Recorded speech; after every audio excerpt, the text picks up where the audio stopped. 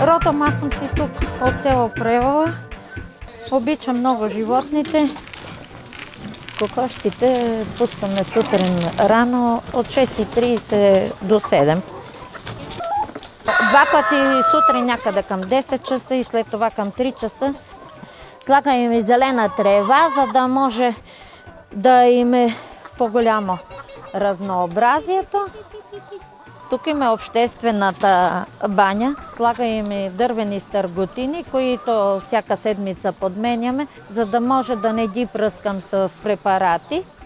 Имаме голямо желание да увеличиме бройката на кокошките, за да стане количеството яйца по-голямо и да бъде предлагано на фермерските пазари, тъй като търсенето е голямо.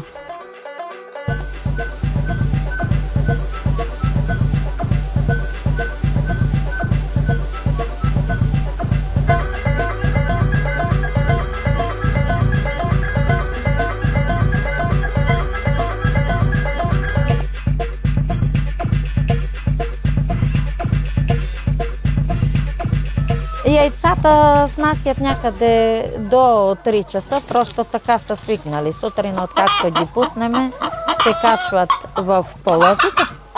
За сега снесените яйца от деня предлагаме на близки приятели от селото. Откакто бяхме регистрирани по наредба 26 за директна продажба от производителите, яйцата предлагаме и в магазина на Синевка, който се намира в центъра на Превала и е финансира по същата програма, както и нашия проект за кокошките.